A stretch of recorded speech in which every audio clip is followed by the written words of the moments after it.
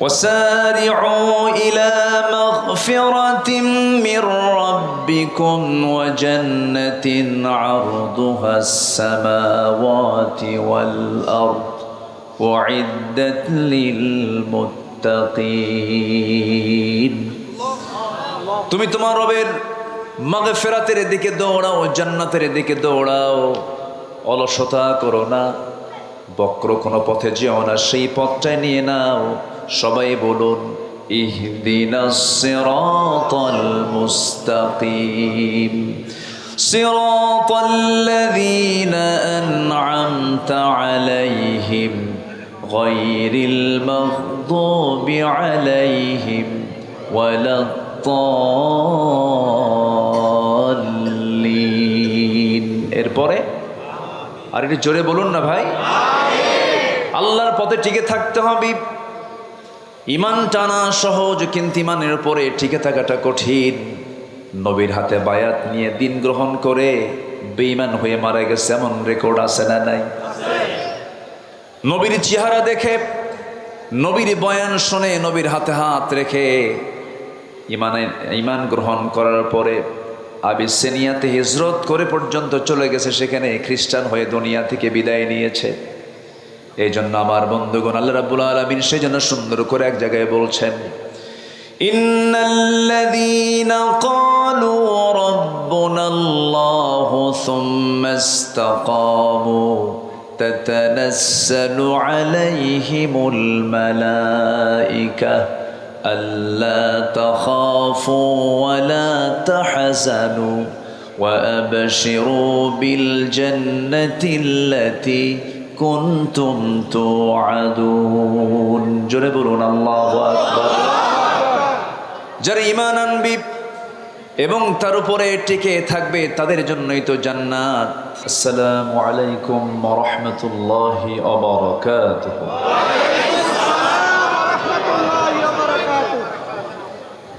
إن الحمد لله الأكرم الذي خلق الإنسان وكرم وعلمه من البيان ما لم يعلم فسبحان الذي لا يحصى امتنانه باللسان ولا بالقلم نشهد أن لا إله إلا الله وحده لا شريك له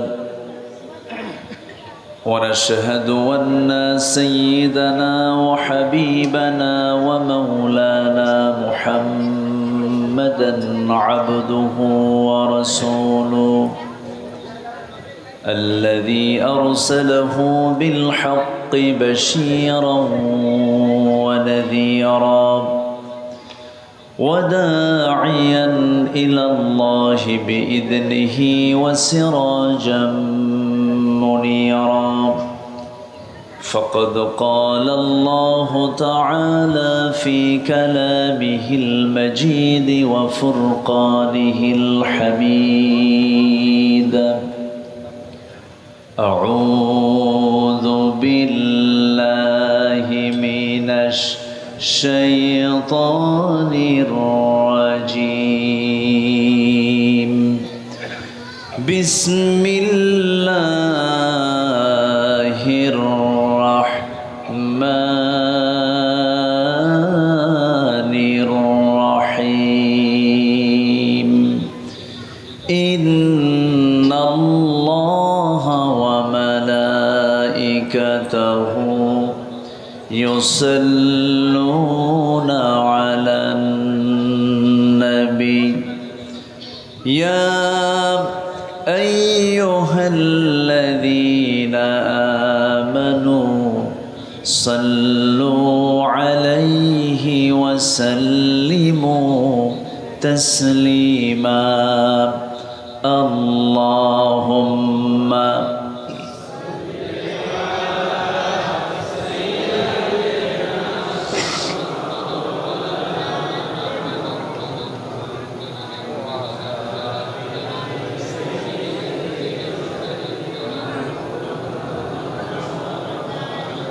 সবাই বলুন বালাগাল উলা বিকামালিহি কাশাফাত তুজা বিজামালিহি হাসনাত জামিউ খিসালিহি সাল্লু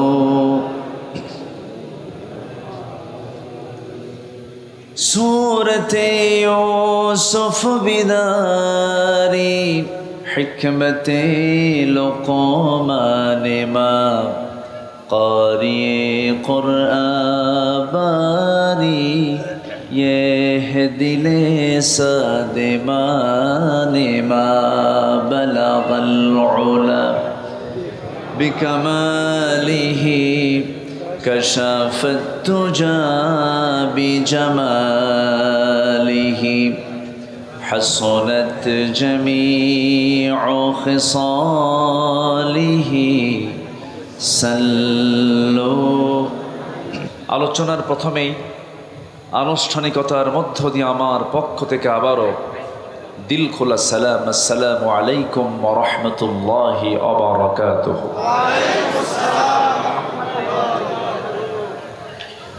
সবাই কেমন আছেন বলুন। আমাকে প্রশ্ন করেছেন, আল্লাহ তাআলা আমাকে আপনার মতোই আপনার সাথেই রেখেছেন, বলি আলহামদুলিল্লাহ। মহান রব্বে করিমের শুকরিয়া, আল্লাহ তাআলা সুস্থতার মতো শ্রেষ্ঠ নিয়ামতকে সাথে নিয়ে আমাকে আপনাকে পৃথিবীর শ্রেষ্ঠ বরকতময় জায়গা কোরআনের মজলিসে, দ্বীনের এমন একটি বরকতময় বৈঠকে আমাকে কবুল করে নিয়েছেন। শুকরিয়া আদায় করছি, প্রাণ খুলে বলছি আলহামদুলিল্লাহ।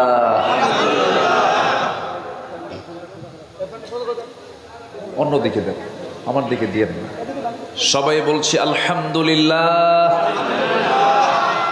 চিৎকার মেরে বলছে আল্লাহুম্মা ইন্নী আসআলুকা আল হুদা ওয়াত তুকা ওয়াল আফাফা ওয়াল গিনা।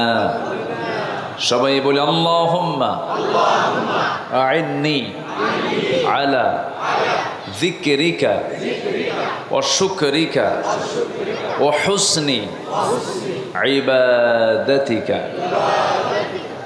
আমরা আল্লাহ তাআলার শুকর আদায় করে নিলাম।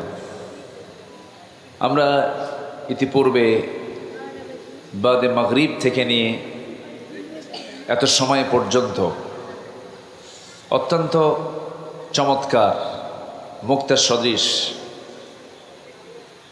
এবং তেজোদ্দীপ্ত দলিলে ভরা অনেক দামি দামি কথা আমরা শুনেছি। আমি খুব বেশি লম্বা সময় নেব না, নাতে দীর্ঘ কিছু কথা বলতে চাচ্ছি। আল্লাহর শুকরিয়া যে মহান রব্বুল আলামিন কোরআন শোনার এমন একটি নিরাপদ পরিবেশ আমাদের জন্য তৈরি করে দিয়েছেন, বলি আলহামদুলিল্লাহ। দেশ স্বাধীনের পর থেকে নিয়ে আজ পর্যন্ত এই 54-55 বছরে এই প্রথম মুক্ত পরিবেশে, মুক্ত মঞ্চে, মুক্ত মনে ওলামা হজরতরা এবছর কিছু কথা বলার সুযোগ পেয়েছেন, আলহামদুলিল্লাহ। মূলত মাহফিল বন্ধই ছিল। মাহফিলের যে সৌন্দর্য, যে মাহফিলগুলোতে চিত্রায়িত হতো, যেমন চট্টগ্রামের প্যারেড ময়দানের যে মাহফিল, সিলেটের আঞ্জুমানে খেদমতে কোরআনের যে মাহফিল, এরকম করে বিভিন্ন যে প্রাতিষ্ঠানিক যে মাহফিলগুলো, যেখানে লক্ষ লক্ষ জনতার ঢল নামতো, এই মাহফিলগুলোকে মূলত তারা দাফন কাফনের সিদ্ধান্ত নিয়েছিল। কিন্তু দাফন কাফন করতে গিয়ে, সিদ্ধান্ত নিতে গিয়ে দাফন কাফন তাদেরই হয়ে গেছে। সম্মানিত ভাইয়েরা, সম্মানিত বন্ধুগণ, আমরা সুন্দর মুক্ত একটা পরিবেশ পেয়েছি, বলি আলহামদুলিল্লাহ। আমরা নেতৃত্ব দেখেছি, কিন্তু অসৎ নেতৃত্বের বুকে আমরা লাথি মারতে চাই। আমাদের সব অর্জন হয়ে যাবে যদি আমরা সৎ নেতৃত্ব যদি তৈরি করতে পারি। এজন্য আমাদের কিছু কাজ করতে হবে। ব্যক্তি গঠন, পরিবার গঠন, সমাজ গঠনে আমাকে আপনাকে চরমভাবে পরিশ্রম করতে হবে, কাজ করতে হবে। ব্যক্তি গঠন হবে কোরআন বাদ দিয়া, নাকি? আসতে বলেন কেন? আজকে দেখেন, দেশ স্বাধীন হয়েছে কত আগে। মিনিস্ট্রি অফ এডুকেশন ছিল, শিক্ষা মন্ত্রণালয় ছিল, ধর্ম মন্ত্রণালয় ছিল, তারপরে পরিকল্পনা মন্ত্রণালয় ছিল। এতগুলো মন্ত্রণালয় থাকার পরেও গোটা পৃথিবীর দ্বিতীয় বৃহত্তম মুসলিম জনপদ বাংলাদেশ, সেই দেশের বসবাস করা মুসলমান যেই কিতাবের জ্ঞান না থাকলে, যে কিতাবটাকে সহি না করে পড়লে তার কোনো ইবাদত আল্লাহ পাক কবুল করবেন না, নামাজ কবুল হবে না। সেই কোরআনটাই আজকে জাতির হাতে তুলে দিতে পারে নাই। আমি যদি বলি, এখানে যারা বসে আছেন, কোরআনটাকে শুধুমাত্র অর্থ না, ব্যাখ্যাও না, শুধুমাত্র সহি করে কোরআন পড়তে পারেন, সবার হাত কি উঠবে? আমি কিন্তু লজ্জা দিচ্ছি না, মন খারাপ করবেন না। আমি যদি বলি এখানে নন মুসলিম কেউ আছেন, থাকলেও দুই একজন থাকতে পারেন, কিন্তু ম্যাক্সিমাম কিন্তু এখানে মুসলিম। অথচ মুসলিম হওয়ার পরেও, মুসলিম পরিবারে জন্মগ্রহণ করার পরেও আমি আপনি সহি করে কোরআন পড়তে পারছি না, কোরআন পড়তে পারি না। এই দোষ যদিও হ্যাঁ প্রথম ব্যক্তির হতে পারে, কিন্তু অবশ্যই আমি কেন কোরআন শিখতে পারি নাই? একটি রাষ্ট্র থাকার পরেও, যে রাষ্ট্রে একটা আইন থাকার পরেও, যেখানে শিক্ষা মন্ত্রণালয় থাকার পরেও আমি কেন কোরআনটাকে সহি করে পড়তে পারি না? এটার মূল কারণ হলো এই ষড়যন্ত্র আজকের নয়। এই উপমহাদেশ শাসন করেছে ওই লুটেরা। ইউরোপরা এসে 200 বছর শাসন করেছে না শোষণ করেছে? শোষণ করেছে। তাদেরকে আমরা উৎখাত করেছি, তাদেরকে আমরা তাড়িয়েছি। ব্রিটিশ বিরোধী আন্দোলন করেছে এই জাতি, কিন্তু ব্রিটিশরা চলে গেল, তাদের রেখে যাওয়া ব্রিটিশি ল প্রত্যেকটা কোর্টে, আদালত প্রাঙ্গণে আছে না নাই বলেন তো? আমাদের এলাকায় একটা গালি আছে, যদি কেউ যদি খুব বদমাইশ হয় তাকে বলে তুই তো ব্রিটিশ। এর এলাকায় আছে কিনা জানি না, তুই তো ব্রিটিশ, মানে এটা গালি একটা কি বলেন তো? গালি। কেন বলবে না? কারণ ইউরোপের সভ্যতা, আধুনিক যে ইউরোপ গড়ে উঠেছে, সব আমার দেশের সম্পদ চুরি আর লুটপাট করে। সম্মানিত ভাইয়েরা, সেই ব্রিটিশ বিরোধী আন্দোলন করে তাদেরকে তাড়ালাম। তাদের তৈরি করা আইনকে আমরা এখনো রেখে দিয়েছি, তাদের তৈরি করা সিলেবাস, কারিকুলামকে আমরা এখনো রেখে দিয়েছি। এজন্য এই জাতির এখনো ভালো করে দিন শেখা হলো না, ভালো করে কোরআন শেখা হলো না। এরপরে আবার বিগত 16 বছর খুব বরকতের সরকার ছিল। যতটুকু ছিল ইসলাম, এটাকেও তারা মুছে ফেলার সমূহ চেষ্টা করেছে। এমন কোনো ওয়ে নাই, সকল ওয়ে তারা খাটিয়েছে, কিন্তু সবচেয়ে বড় ধরা কার? আসতে বলবেন না কার? আল্লাহ আছেন না নাই? আল্লাহ ছিলেন, আছেন, থাকবেন। তিনিই প্রথম, তিনিই শেষ, তিনিই গোপন, তিনিই প্রকাশ্য। আল্লাহ রাব্বুল আলামিন বলেন, হুয়াল আউয়ালু ওয়াল আখিরু ওয়াল যাহিরু ওয়াল বাতিন ওয়া হুয়া বিকুল্লি শাইইন আলীম। তিনি প্রকাশ্য, তিনি গোপন, তিনি প্রথম, তিনি শেষ। সকল ক্ষমতা কারো হতে পারে না, সকল ক্ষমতা একমাত্র কার? সকল ক্ষমতা কার? আল্লাহ। এদেশের জনগণ ভাবছিল না মরা পর্যন্ত উপায় নাই। আল্লাহ কয়, এত হতাশ হলে হয়? আমি কি আল্লাহ নাই? আলাইসাল্লাহু বিকাফিন আবদা। বান্দার জন্য যথেষ্ট কে? আসতে বলবেন না, কে? আমরা চাওয়ার চাইতে বেশি পেয়ে গেছি। এটা যেন আমাদেরকে বিপদে না ফেলে। আবার কেমন যেন মনে হচ্ছে আমার কাছে। সম্মানিত ভাইয়েরা, তাহলে ক্ষমতা কারো না, ক্ষমতা একমাত্র কার? আল্লাহ। সে আল্লাহর পক্ষ থেকে যে কিতাব কোরআনটা নাজিল হয়েছে, এটা হচ্ছে সকল অশান্তি দূর করার, সকল কল্যাণের একমাত্র উৎস হলো এই কোরআন। এই কোরআনটা নিয়ে আজকের এই আয়োজন, এই কোরআনটা নিয়ে মাদ্রাসার সৃষ্টি, এই কোরআনকে নিয়ে আজকের এই আলোচনা। তা আমি কিছু কথা বলতে চাচ্ছি। আমি আবার একটু আনইজি ফিল করছি, রাত অনেক হয়ে গেছে। কষ্ট পাচ্ছেন না তো আপনারা? বলি আলহামদুলিল্লাহ, জোরে বলি আলহামদুলিল্লাহ। পৃথিবীর সকল জ্ঞান যেখানে হেরে যায়, সকল জ্ঞান যেখানে শেষ, সেখানে কোরআনের জ্ঞানটা শুরু। বলি আলহামদুলিল্লাহ। আল্লাহ পাক এর মধ্যে এমন কিছু তথ্য দিয়েছেন যা পৃথিবীর কোথাও পাওয়া যায় না, খুঁজে পাওয়া যায় না। এটা একটা আশ্চর্য কিতাব। এটা এমন একটা কিতাব যে কিতাবের মধ্যে আল্লাহ রাব্বুল আলামিন সকল জ্ঞান, সকল তথ্য, সকল কিছু আল্লাহ পাক এর মধ্যে উপস্থিত করে দিয়েছেন। বলি আল্লাহু আকবার।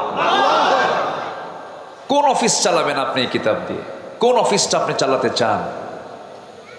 স্বরাষ্ট্র মন্ত্রণালয় মনে হয় নাই এর মধ্যে, নাকি আছে? আছে, আছে মনে হয়। আচ্ছা, মনে হয় ক্যান্টনমেন্ট চলবে না। সাভার এই যে ক্যান্টনমেন্ট আছে না সাভার, এটা মনে হয় কোরআন দিয়ে মনে হয় খুব একটা দুর্বল হবে, নাকি? চলবে কিনা বলেন? আমার নবীর হাতে তসবি ছিল না তরবারি ছিল? বলেন বলেন। ওই যে আমরা তসবি কিনে আনেন হাজির সাহেবরা, এরকম তসবি হাতে ছিল না তরবারি ছিল? রাসূল তসবি ব্যবহার করেছেন, আমি পাইনি কোথাও। এটা আমি পাইনি। মাঝে মাঝে হাতে তসবি থাকে কিছু কিছু ব্যক্তির, দেখি মুখ নড়ে না কিন্তু হাত নড়ে। আছে কি না বলেন তো? আচ্ছা, নড়া দরকার কি? মুখের উচ্চারণ যদি না হয় তাহলে কি হলো বলেন? সুবহানাল্লাহ। এটা আসতে বললেও কি মুখ নড়ে কিনা বলেন? কিন্তু মুখ নড়ে না, হাত নড়ে। লক্ষণ কি বলেন তো? লক্ষণ কি? খালি এটা নড়তেছে। এই কথা কয়, আবার এদিকে কথাও কয়, এই কথা কয় আর এদিকে তসবি নড়ে। আছে কিনা বলেন? তাহলে এটা কি বলেন? এটা কি বলেন? এটা কি তাসবিহ? না। আমার নবীজির হাতে গণনার জন্য কোনো তাসবিহ ছিল না। আমার রাসূলের হাতে ছিল দ্বীন প্রতিষ্ঠার জন্য তরবারি। আমাদেরকে কথা বলতে দেয়নি দীর্ঘ 16 বছর। কত আলেমকে কত যে প্রকার জুলুম করেছে। আল্লামা সাঈদীর মতো মানুষটাকে ধরে রিমান্ডে নিয়ে প্রায় 2-2.5 মাস ধরে একটানা 3 দিন 4 দিন পর্যন্ত একটা চেয়ারে বসে রেখে হিন্দু পুলিশ দিয়ে তার মুখে থাপড়ানো হয়েছে। মাথার চক্কর মেরে তিনি পড়ে গেছেন। সম্মানিত ভাইয়েরা, আল্লাহ কি শোনেন না? আল্লাহ শোনেন কিনা বলেন? আল্লাহ শোনেন। চোখের পানিতে যায় নামাজ ভিজে গেছে, চোখের পানিতে জেলখানার বালিশ ভিজে গেছে। আজকের যিনি মেহমান কথা বলবেন, আমার প্রিয় ভাই খালিদ সাইফুল্লাহ আইয়ুবী, তার হাত ভেঙে দেওয়া হয়েছে।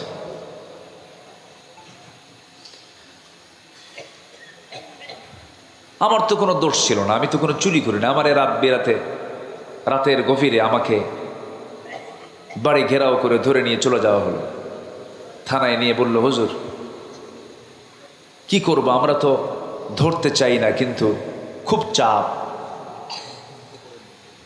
চাকরি করব না তাহলে বাচ্চাদের খাওয়াবো কি? হুজুর চাকরি বাঁচান তো ফরজ। তখন আমি বললাম, ইমান বাঁচান তো নফল। শেষ পর্যন্ত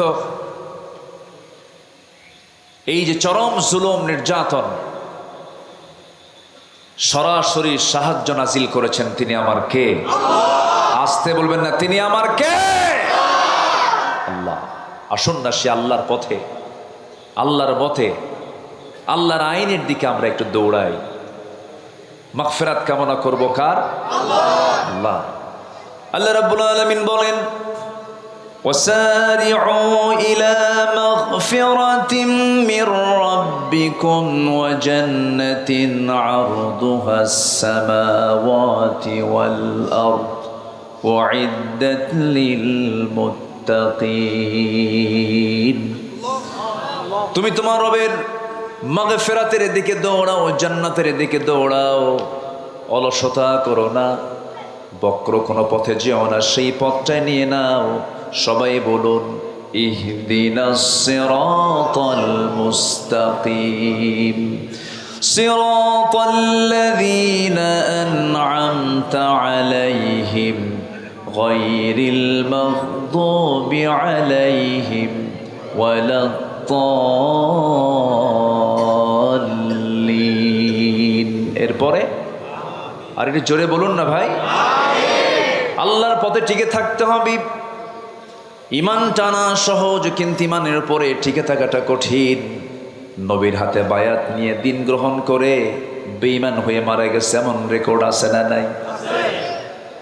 নবীর চেহারা দেখে, নবীর বয়ান শুনে, নবীর হাতে হাত রেখে ইমান গ্রহণ করার পরে আবিসিনিয়াতে হিজরত করে পর্যন্ত চলে গেছে, সেখানে খ্রিস্টান হয়ে দুনিয়া থেকে বিদায় নিয়েছে।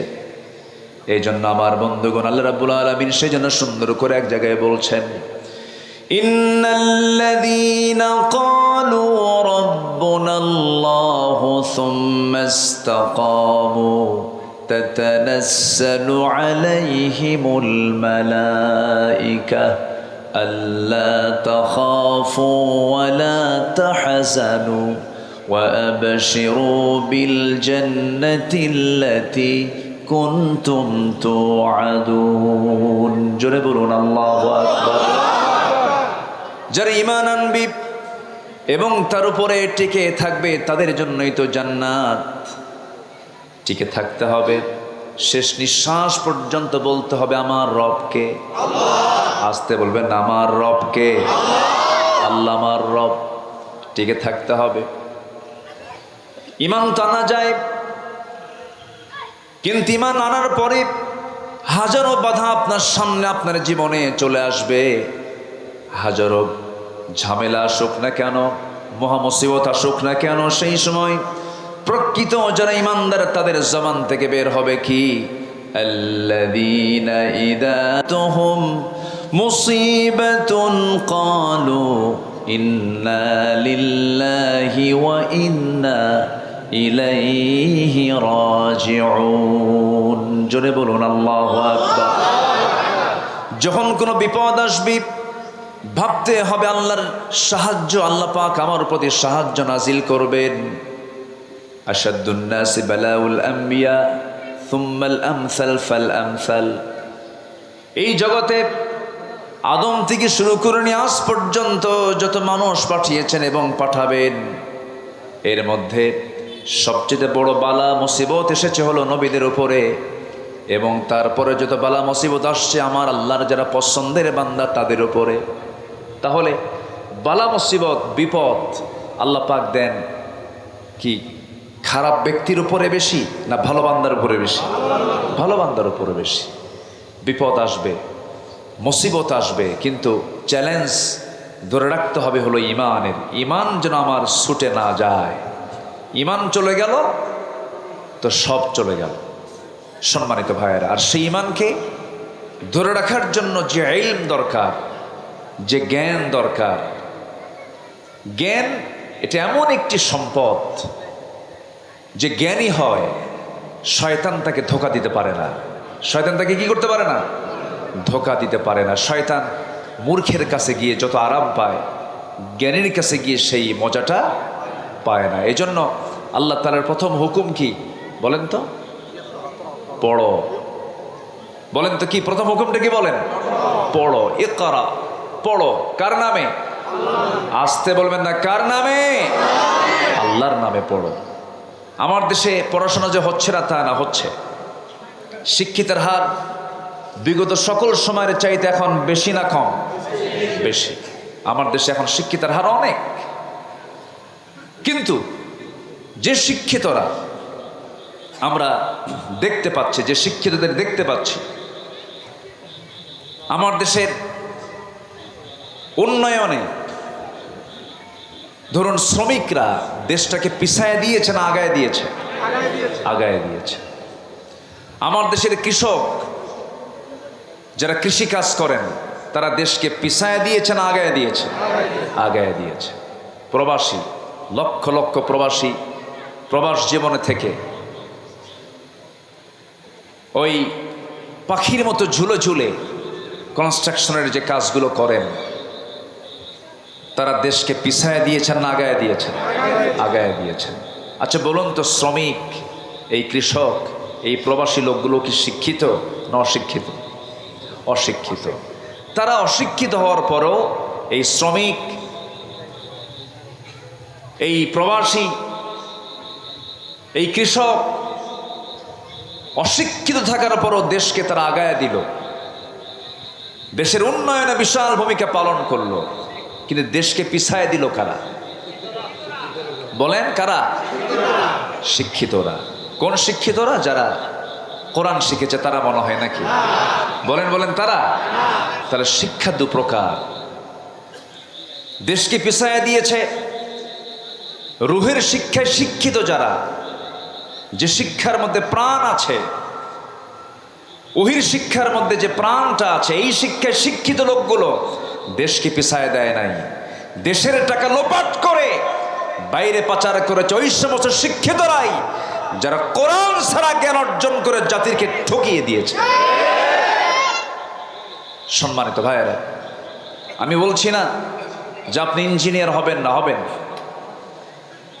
আমি বলছি না আপনি ডাক্তার হবেন না, হবেন। কেন হবেন না? ডাক্তার হবেন, ইঞ্জিনিয়ার হবেন, কিন্তু সব জ্ঞান অর্জন আপনি করতে পারবেন, আপত্তি নেই। কিন্তু সবার ডাক্তার হওয়া ফরজ না, সবার ইঞ্জিনিয়ার হওয়া ফরজ না।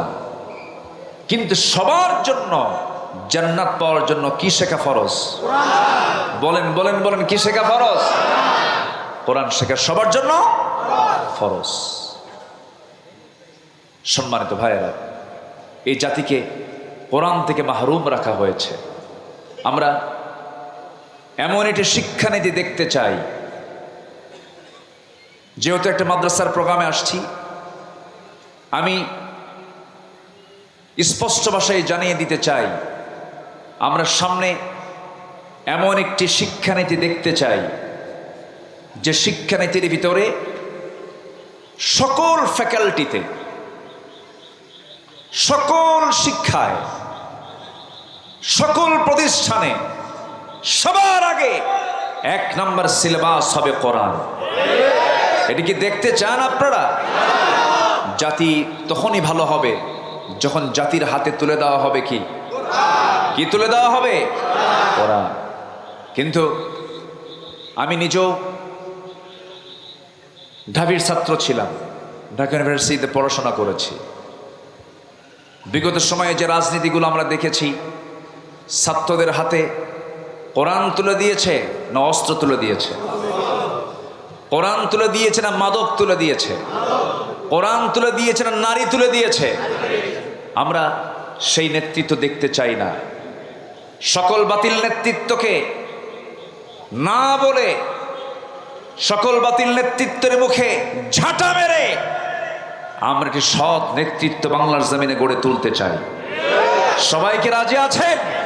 রাজি আছেন কারা কারা? একটু হাত উঁচু করে দেখান।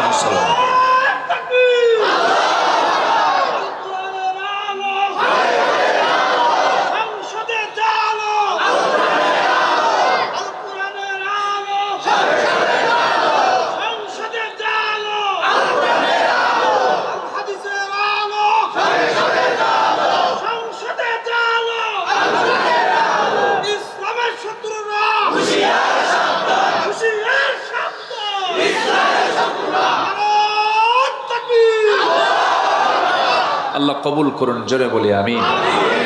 রাগ করতেছেন মনে হয়। আমরা যখন রাষ্ট্র নিয়ে কথা বলি, আমরা যখন সমাজ নিয়ে কথা বলি, তখন একটা মহলের গায়ে চুলকানি শুরু হয়, আছে কি না? হুজুর আপনি দোয়া করে দিবেন। আমরা যা করি, আপনাদের দায়িত্ব হলো দোয়া করা, বাচ্চা হলে আজান দেওয়া, বিয়ের প্রয়োজন হলে একটু বিয়ে পড়ায় দেওয়া, আর মরে গেলে একটু জানাজা পড়ায় দিবেন। এই তো আপনাদের ডিউটি। আপনারা আবার এই দিক থেকে কথা বলেন কেন? আমার দেশে আবার কিছু হুজুরও ছিল, বিগত 16 বছর দেখেছি আমরা, সিনেমা হল উদ্বোধন হবে, হুজুর গিয়ে দোয়া করে। মদের ফ্যাক্টরি উদ্বোধন হবে, দোয়া করে আল্লাহ এই ফ্যাক্টরিতে বরকত দিয়ে দাও। আছে কিনা বলেন? এখনো ঘাপটি মারে এই সমস্ত মুনাফিক চক্র আছে না নাই?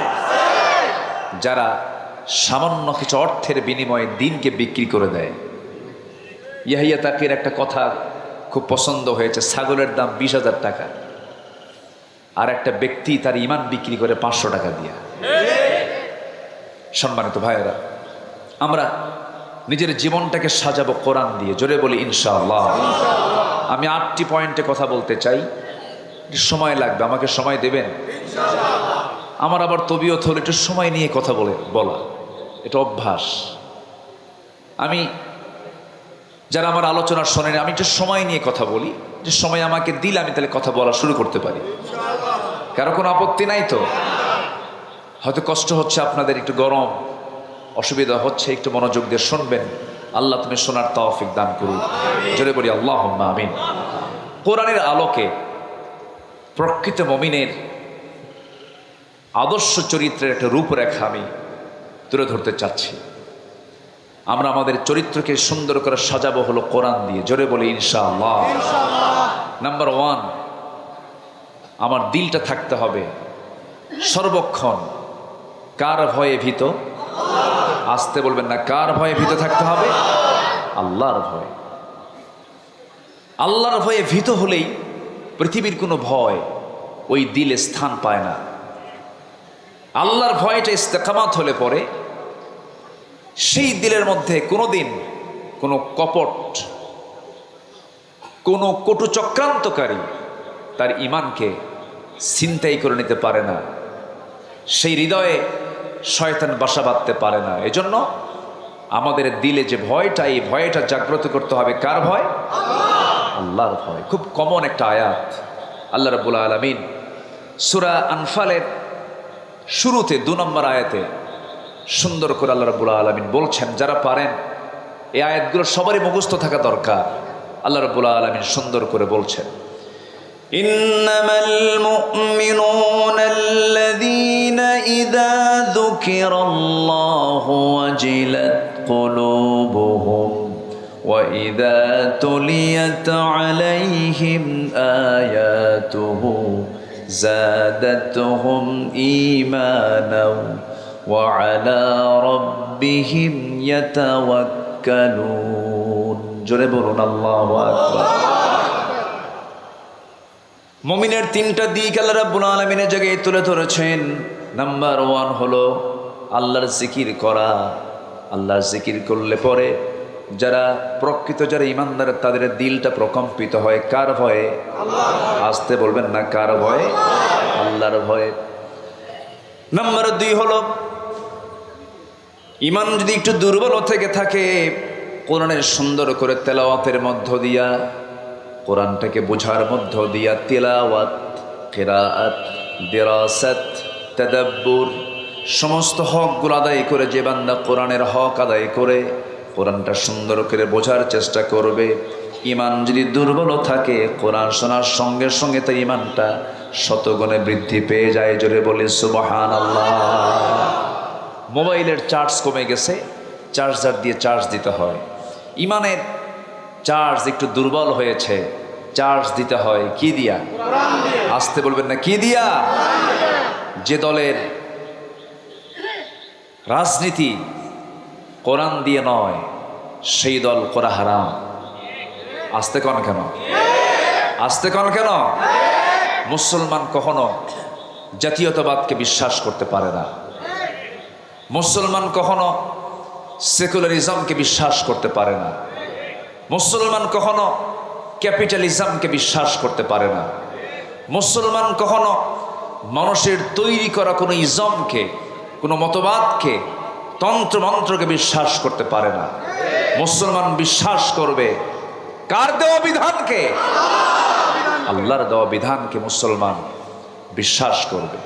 তাহলে কোরআন তেলাওয়াত করলে পরে, কোরআনটার সঙ্গে সম্পর্ক রাখলে পরে ইমানের চার্জ কমে না বাড়ে? আসতে বলবেন না, কমে না বাড়ে? বাড়ে। অতএব যেখানে কোরআন পাবেন, যেখানে কোরআনওয়ালা পাবেন, সেই জায়গায় আমাদের বৈঠক বেশি হওয়া দরকার, তাদের সঙ্গে যোগ সাজস বেশি রাখা দরকার। যেখানে গেলে বিড়ি পাওয়া যায়, যেখানে গেলে পরে ইয়াবার ট্যাবলেট পাওয়া যায়, যেখানে গেলে পরে অস্ত্র পাওয়া যায়, যেখানে গেলে পরে চাঁদার ভাগ পাওয়া যায়, যেখানে গেলে পরে নারী পাওয়া যায়, ওই সমস্ত জায়গাকে আমাদের মাইনাস করতে হবে। ঠিক কিনা বলেন? এমন জায়গা আছে না নাই আমার দেশে? আসতে বলবেন না, আছে না নাই? আচ্ছা সম্মানিত ভাইয়েরা, তাহলে ইমান বৃদ্ধির জন্য মাধ্যম হলো এই কিতাবের সঙ্গে সম্পর্ক রাখা। আর জিকির করলে দিলে ভয় সৃষ্টি হয়। কার ভয়? আল্লাহর ভয়। নাম্বার 3 হলো ওই সমস্ত বান্দাগুলো যারা আল্লাহকে ভয় করে, আল্লাহর কালামকে যারা সুন্দর করে তেলাওয়াত করে, ওই সমস্ত বান্দার আরেকটা গুণ হলো ওই সমস্ত বান্দাগুলো জীবনের সকল জায়গায় ভরসা রাখে কার উপরে? আসতে বলবেন না, কার উপরে? আল্লাহর উপরে। আল্লাহ রাব্বুল আলামিন বলেন, فَإِذَا عَزَمْتَ فَتَوَكَّلْ عَلَى اللَّهِ إِنَّ اللَّهَ يُحِبُّ الْمُتَوَكِّلِينَ। যখন তোমরা কোনো সিদ্ধান্তহীনতায় পড়ে যাবে, যখন তোমরা কোনো কঠিন মুসিবতের মধ্যে পড়ে যাবে, সেই সময় তোমরা আমার উপরে ভরসা করবে। আমি আল্লাহ রাব্বুল আলামিন আমার প্রতি ভরসা করনেওয়ালা, আমার প্রতি যারা ভরসা করে আমি তাদেরকে দারুণ ভালোবাসি। জোরে বলি সুবহানাল্লাহ। তাহলে আমাদের ভরসার জায়গা কে? আসতে বলবেন না, কে? জনগণ সকল ক্ষমতার উৎস। ভরসা না এটা? এটা কি ভরসা? ভরসা নয়। সকল ক্ষমতা কার? সকল ক্ষমতার উৎস কে? আল্লাহ তাআলা। আল্লাহর ভয় থাকতে হবে। সাইয়েদনা ওমর ফারুক রাদিয়াল্লাহু তাআলা আনহু একদিন জাহান্নামের আয়াত শুনতেছিলেন। কিসের আয়াত বলেন তো? জাহান্নাম। এটা কোথায় আছে? বলেন বলেন, জাহান্নামের আয়াত কোথায়? কোরআন। শোনা মাত্রই অস্থিরতা বেড়ে গেল, খুব কাঁপতেছে। কাঁপতে কাঁপতে অঝরে ঝরায় তিনি চোখের পানি ফেলতে লাগলেন। অস্থির চিত্ততা নিয়ে তিনি নিজেকে বলছেন, ওই হাকাইয়া ওমর আন্না লাকান নাজাহ। ওমর, তোমার জন্য কি নাজাত আছে নাকি? তোমার জন্য কি নাজাত আছে নাকি? চিৎকার করে করে কান্নাকাটি করছেন, চোখের পানি ফেলে ফেলে কাঁদতেছেন। অথচ যে ওমর আল্লাহ রাব্বুল আলামিন দুনিয়ার জিন্দেগিতে জান্নাতের ঘোষণা দিয়েছেন, ওমর জান্নাতি। রাসূল নিজে বলেছেন, ওমর ফিল জান্নাহ, ওমর জান্নাতি। সে ওমর যদি জাহান্নামের আয়াতগুলো শুনতে শুনতে অস্থির হয়ে যান, চোখের পানি ফেলে ফেলে কাঁদেন। এই জীবনের বৃদ্ধির দিকটা আমরা যদি নিজের জীবনে বাস্তবায়ন করতে চাই, জাহান্নামের যে আয়াতগুলো আছে আয়াতগুলো আমাদের সামনে নিয়ে আসার দরকার আছে না নাই? আছে। আমরা সুন্দর করে কোরআনটা পড়বো, জোরে বলি ইনশাআল্লাহ। কোরআনটা বেশি বেশি পড়বো, বেশি বেশি শুনবো, কোরআন শুনবো বেশি, গান শুনবো।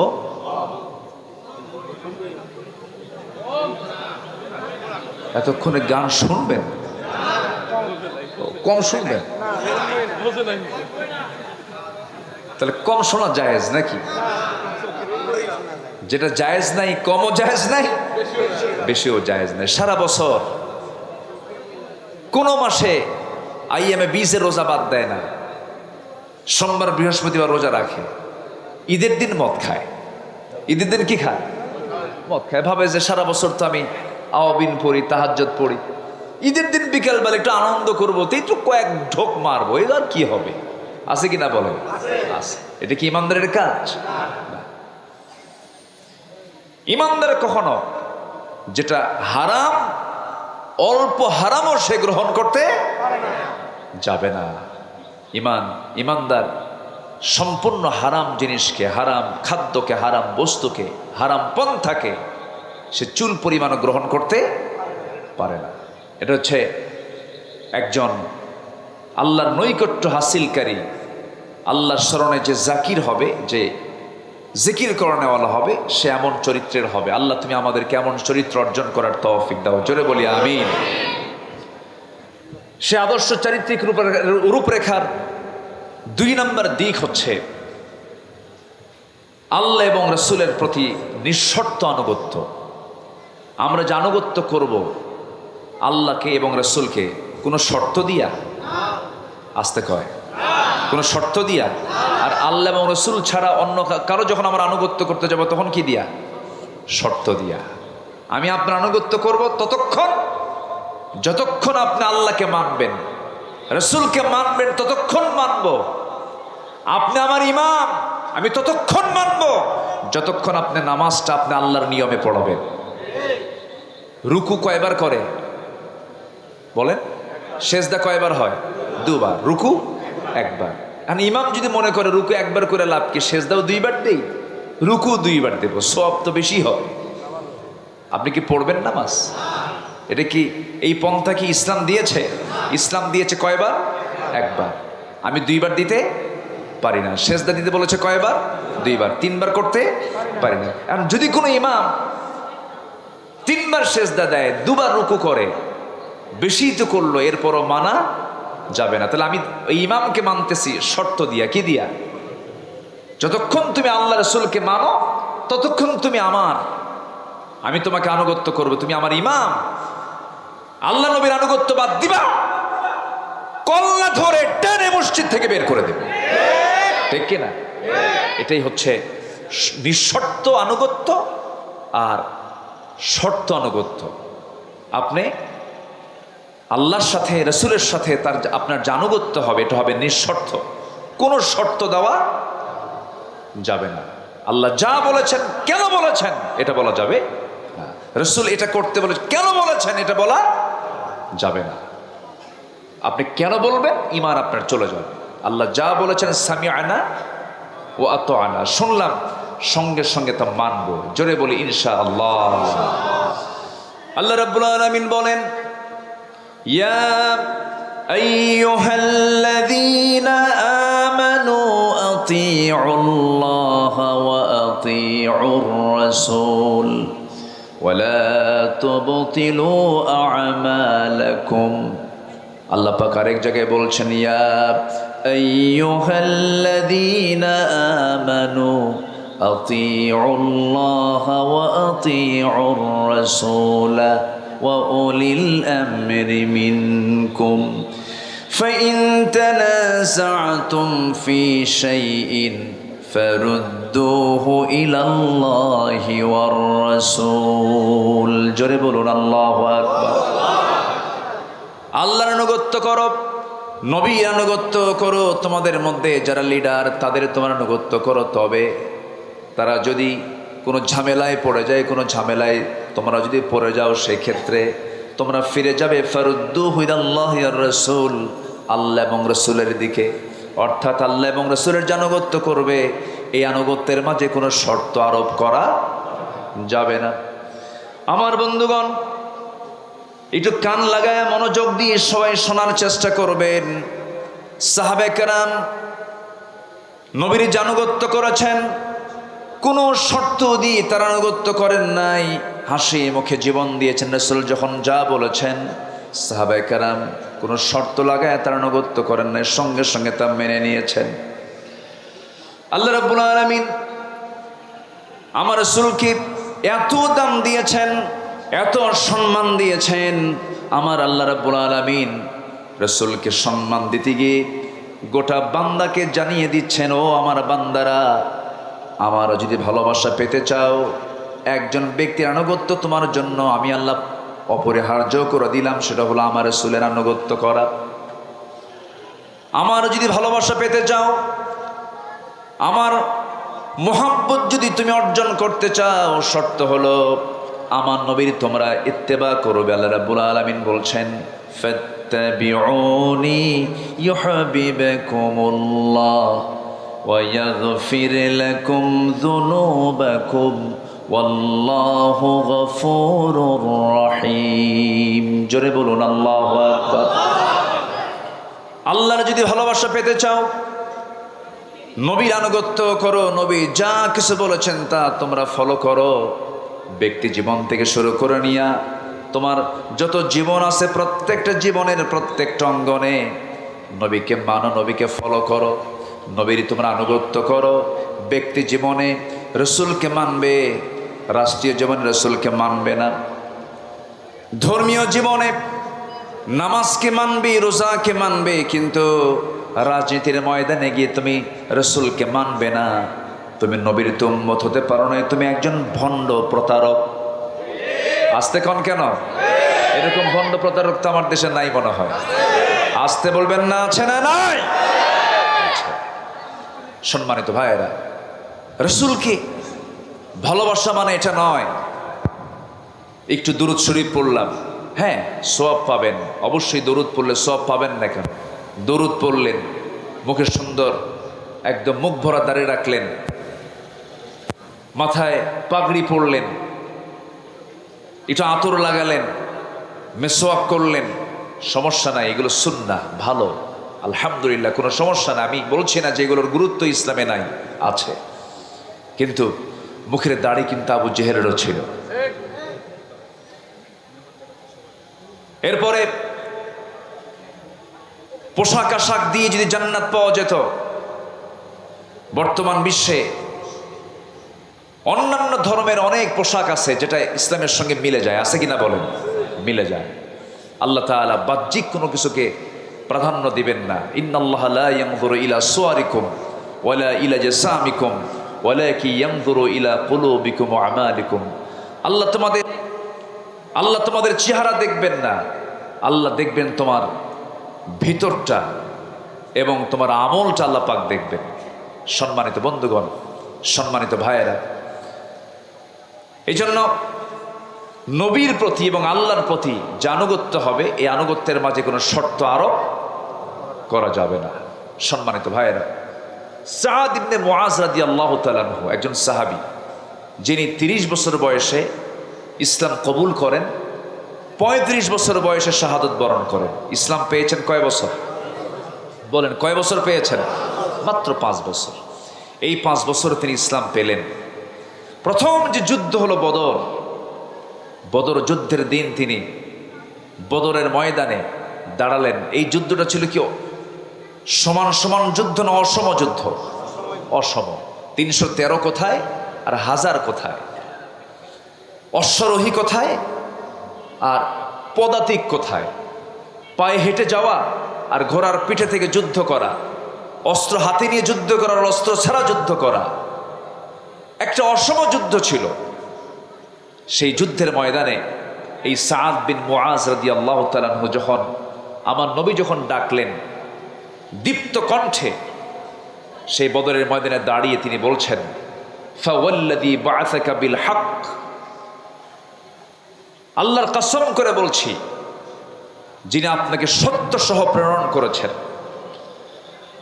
লাউস্তাআরাদতু বিনা হাযাল বাহর, হে রাসূল আপনি যদি আমাদেরকে সমুদ্রের দিকে অগ্রসর করতে বলেন, আমরা অগ্রসর হব, ঝাঁপিয়ে পড়ব, আপনার আনুগত্যের বাইরে আমরা এক চুল পরিমাণ যাব না।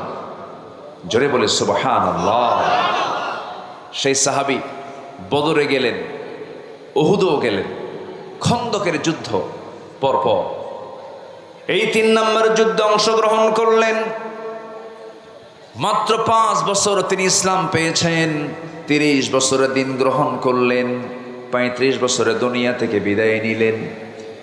যখন উহুদের ময়দানে, খন্দকের পরীক্ষা খননের যুদ্ধের ময়দানে যখন তিনি উপস্থিত, যুদ্ধ শেষ হওয়ার মাঝেই একটা আক্রমণ তার প্রতি করা হলো, রক্তক্ষরণ শুরু হয়ে গেল। সে রক্তক্ষরণে তিনি রক্তশূন্যতায় পড়ে গেলেন। এক পর্যায়ে তাকে বাঁচানো গেল না, তিনি দুনিয়া থেকে বিদায় নিলেন। সাহাবায়ে কেরাম শোকাহত চিত্ততা নিয়ে রাসূলের সামনে এসে বলছেন, ইয়া রাসূলুল্লাহি, আপনার প্রিয় সাহাবী সাদ বিন মুআজকে আমরা অনেক চেষ্টা করেছি, তার সেবা করেছি, বাঁচল না, দুনিয়া থেকে বিদায় নিয়েছেন। আমার নবীজি শোনা মাত্রই ইন্না লিল্লাহ বললেন, তার জন্য দোয়া করলেন। এবং আমার নবীজি বলেন, সাহাবীরা শোনো, আমার এই প্রিয় সাহাবীর মাত্র 5 বছরের ইসলামের আনুগত্যের মধ্য দিয়ে সে যে জীবন যাপন করেছে, আল্লাহ পাক তার এই মৃত্যুতে এত বেশি খুশি হয়েছেন যে আরশ আজিম পর্যন্ত প্রকম্পিত হয়েছে। ইহতাজ্জাতিল আরশ, আরশ প্রকম্পিত হয়েছে তার মৃত্যুতে। মানে আরশ জেনে গেছে, আরশের ফেরেশতারা জেনে গেছে যে একজন আল্লাহর প্রকৃত বান্দা দুনিয়া থেকে বিদায় নিলেন। মাত্র কয় বছর? আসতে বলেন কয় বছর? 65 বছর পার হয়, নামাজ পড়ে না। 67 বছরের বুড়া মানুষ, চামড়া কুচকে গেছে, টেনে টেনে নাপিতকে কয় দাড়িটা কেটে দে। বুড়া কি হওয়া সম্ভব? আছে না নাই? বদনসিব, এরকম বদনসিব আছে না নাই? আচ্ছা, এগুলো করা যাবে না। আমরা জীবনের সকল জায়গা আনুগত্যের চূড়ান্ত দিকটা আমরা আল্লাহর জন্য, রাসূলের জন্য আমরা বরাদ্দ করব। জোরে বলি ইনশাআল্লাহ। জি ইনশাআল্লাহ। সম্মানিত ভাইয়ের, আমি কি শেষ করে দেব? আলোচনা চালাবো? জোরে বলি ইনশাআল্লাহ। নাম্বার 3, দায়িত্ব এবং জবাবদিহিতার ভারে বিগলিত হৃদয় এবং আত্মসমালোচনা। যে ব্যক্তি নিজের দোষ খুঁজে পায় সে হচ্ছে আল্লাহর পছন্দের বান্দা। বলি আলহামদুলিল্লাহ। আমরা খুঁজে পাই কার দোষ? বলেন বলেন, অন্যের দোষ। কিন্তু দোষ খুঁজে বের করতে হবে কার? নিজের দোষ। নিজেরই তো সমস্যা অনেক, আমি অন্যের সমস্যা দেখবো কখন? নিজেই তো রোগী, ঠিক কিনা বলেন? আমার দোষ আছে না নাই? আচ্ছা, কিন্তু আমরা অন্যের দোষে আমরা তালাশে ব্যস্ত হয়ে পড়ি না। নিজের সমালোচনা, নিজের দোষ খোঁজার চেষ্টা করতে হবে এবং মাথায় রাখতে হবে জবাবদিহিতার কাঠগড়ায় দাঁড়াবো একদিন কার সামনে? আসতে বলবেন না, কার সামনে? আল্লাহর সামনে। আল্লাহ রাব্বুল আলামিন সুন্দর করে বলছেন, ইন্না আরাদনাল আমানাতা আলাস সামাওয়াতি ওয়াল আরদ ওয়াল জিবালি ফাআবাইনা আন ইয়াহমিলনাহা ওয়া আশফাকনা মিনহা ওয়া হামালাহাল ইনসান ইন্নাহু কানা যালুমান জাহুলা। জোরে বলুন আল্লাহু আকবার। সূরাতুল আহজাব 72 নম্বর আয়াত আল্লাহ রাব্বুল আলামিন বান্দার পরিচয় দিতে নিয়ে তিনি বলছেন, আমি আসমান, জমিন, পর্বতমালার প্রতি আমানত পেশ করেছি, তারা তা বহন করতে অস্বীকার করেছে, ভীত হয়ে পড়েছে, কিন্তু মানুষ সেই আমানতকে বহন করেছে। আমার বন্ধুগণ, মানুষকে আল্লাহ পাক সেই দায়িত্ব দিয়েছেন। একজন খলিফার কথা কিছুক্ষণ আগেও বলেছি। 2 নম্বর খলিফার নাম কি বলেন? বলেন কি? কিসের আয়াত শুনে কেঁদেছেন? মনে আছে আপনাদের? ওমর। আল্লাহু আকবার। কয় নম্বর খলিফা? বহুদিন আগে এক মাহফিলে বললাম, ওমরে ফারুককে চিনেন কে? তো সামনে থেকে এক ছোট্ট ছেলে দাঁড়ায় বলে, হুজুর আমি চিনি। কে? আমাদের বাড়ির দোতলায় ভাড়া থাকে। আমাদের বাড়ির দোতলায় ভাড়া থাকে। এটা কি সেই ভাড়া থাকে ওমর? কোন ওমর? বলেন বলেন বলেন। কোরআনের ওমর। আল্লাহু আকবার। রাসূল মারা গেছেন, উনি বিশ্বাস করতে পারছিলেন না, কি ভালোবাসা ছিল। আল্লাহু আকবার। আমার নবী ইন্তেকাল করেছেন। ওয়ামা মুহাম্মাদুন ইল্লা রাসূল قد خلت من قبله الرسل। এই আয়াত তো নাযিল হয়েছে আগে, কিন্তু ওমরে ফারুকের কানে যখন সংবাদ একজন দিয়ে দিল, ওমর তুমি কি জানো রাসূল দুনিয়া থেকে বিদায় নিয়েছেন, নাঙ্গা তরবারি তিনি বের করলেন, বের করে বলছেন দ্বিতীয়বার কোনো ব্যক্তি আমার কানে যদি সংবাদ দিতে আসো রাসূল ইন্তেকাল করেছেন, আমি তার গর্দান উড়াইয়া দেব। নবীর প্রতি তার এত প্রেম ছিল, এত মহব্বত ছিল, এত গাঢ় সম্পর্ক ছিল। সব সাহাবী রাসূলকে ভালোবেসেছেন, কিন্তু ওমরে ফারুকের ভালোবাসা একটু ভিন্ন ছিল। রাসূলকে দারুণ তিনি মহব্বত করেছেন। নবীর প্রতি চুল পরিমাণ কোনো বেয়াদবি তিনি সহ্য করতে পারতেন না। সবার কম বেশি ইতিহাসগুলো জানা আছে। এক মুনাফিক নবীর কাছে বিচার চাইতে আসলো, এসে বলতেছে ইয়া রাসূলুল্লাহ, বিচারটা আমার চাই। কি বিচার? ইহুদির সাথে আমার গন্ডগোল লাগছে, একটি বিচারটা করে দেন। নবীজি মুনাফিকের পক্ষে রায় না দিয়া রায়টা দিয়েছেন ইহুদির পক্ষে। কারণ রাসূল কি মুসলমান দেখবেন, ইহুদি দেখবেন না, আইন দেখবেন। বলেন কি দেখবেন? কি দেখবেন? ইআদিলু হুয়া আকরাবু লিত্তাকওয়া। ইআদিলু হুয়া আকরাবু লিত্তাকওয়া। আদালত ঠিক রাখো, এটাই হলো তাকওয়ার জায়গা। এটা কিসের জায়গা? তাকওয়ার জায়গা কি মসজিদ না বাজার? ভালো করে কম। বাজার না, বাজার না নাকি? বলেন বলেন বলেন। উত্তর হলো তাকওয়ার জায়গা মসজিদ, বাজারও। কিন্তু আমরা কি মনে করি?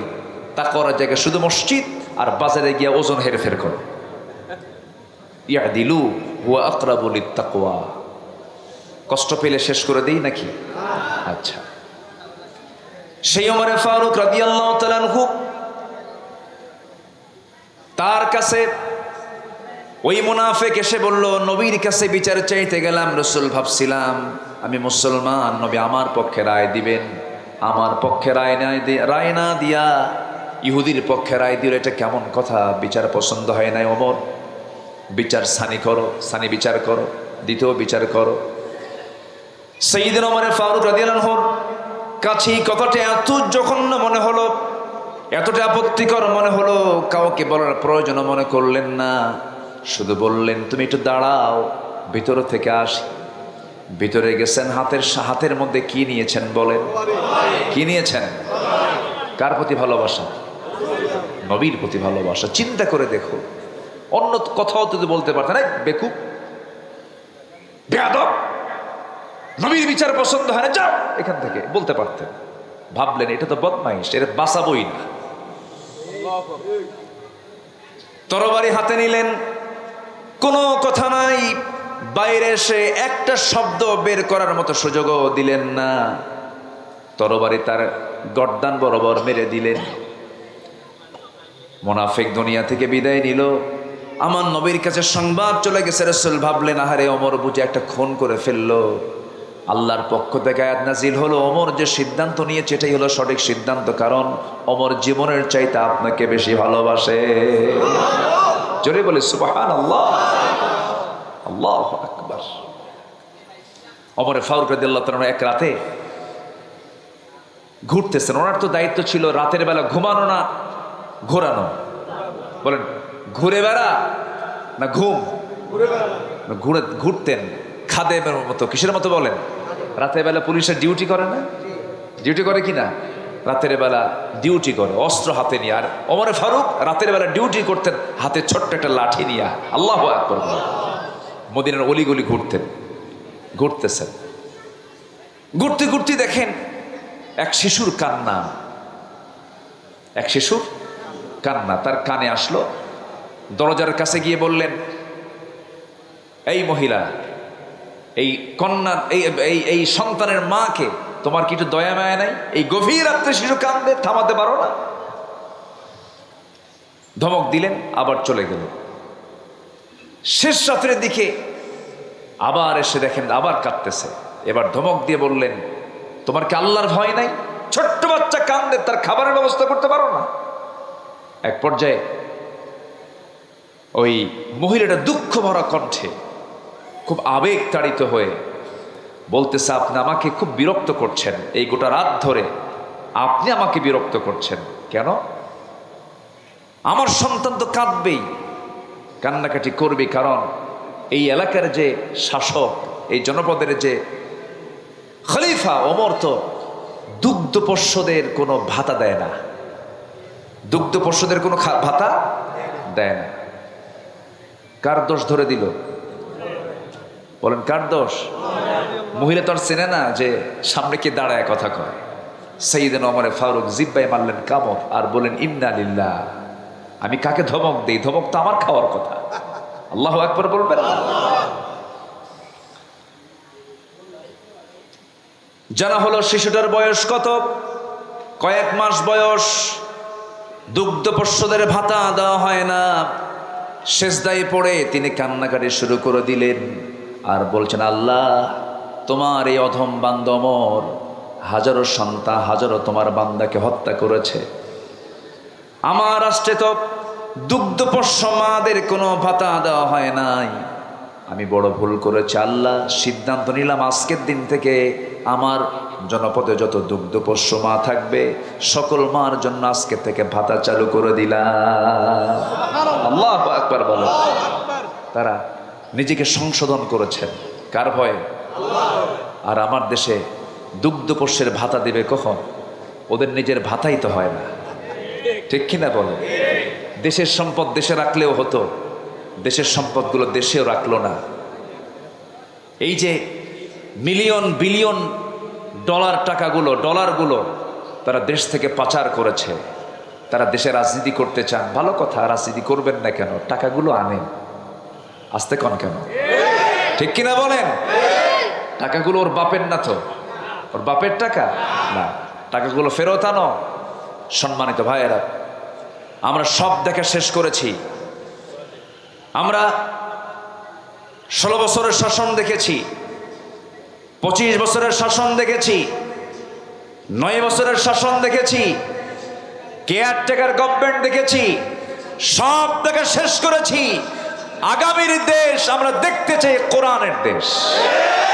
আগামীর সরকার আমরা দেখতে চাই কোরআনের সরকার। রাজি আছেন কারা কারা? হাত উঁচু করে দেখা।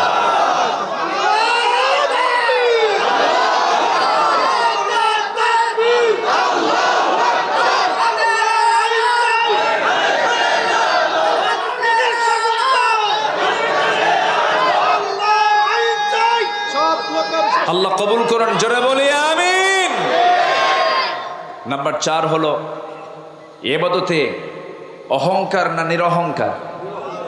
নিরহংকার এবং বিশুদ্ধ চিত্ততা নিয়ে আমরা ইবাদত করব, জোরে বলি ইনশাআল্লাহ। অহংকারী ইবাদতকারী আছে না নাই?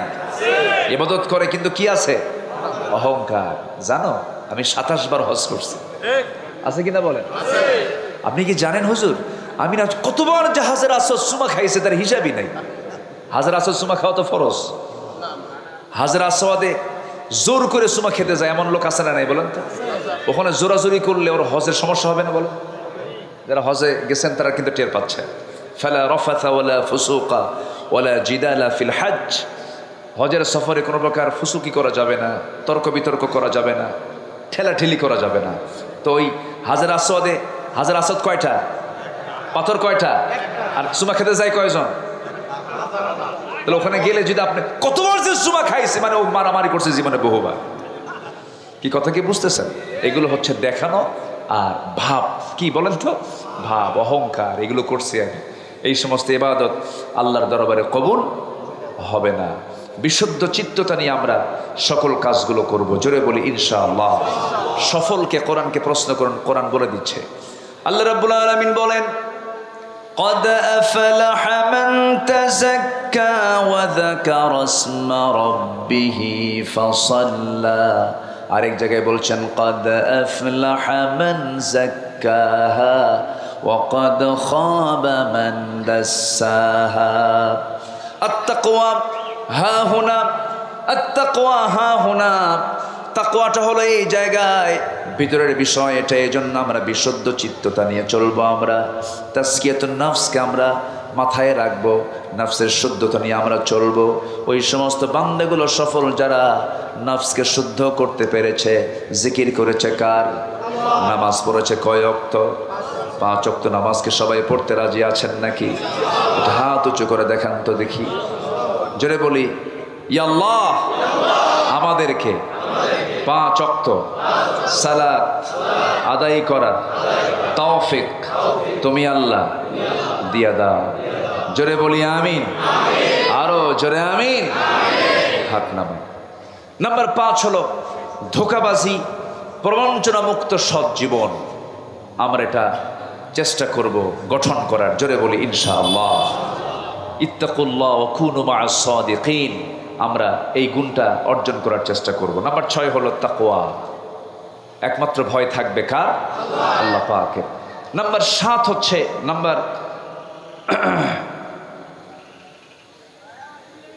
7 হচ্ছে অধীনস্থদের অধিকার এবং ইনসাফ প্রতিষ্ঠা করা। আমার যে অধীনস্থ, ওয়াখফিদ জানাহাকা লিল মুমিনিন, এই বিষয়ে আমরা খেয়াল করার চেষ্টা করব। নাম্বার 8 হলো ন্যায় বিচার প্রতিষ্ঠায় আপোষহীন থাকতে হবে।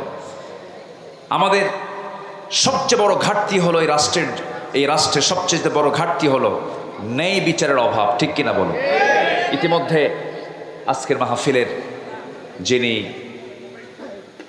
অন্যতম মেহমান, বরেণ্য অতিথি, আমার প্রিয় ভাইজান, এদেশের অগণন মানুষের হৃদয়ের স্পন্দন, আমার প্রিয় ভাইজান, অত্যন্ত বিনয়ী মানুষ, হাসি খুশি মানুষ, মুহাদ্দিস, মুফাসসির, ওয়াইজ, মুহতারাম মাওলানা খালিদ সাইফুল্লাহ আইয়ুবী হাফিজাহুল্লাহ। বলি আলহামদুলিল্লাহ। ভাবেন আছেন কেমন?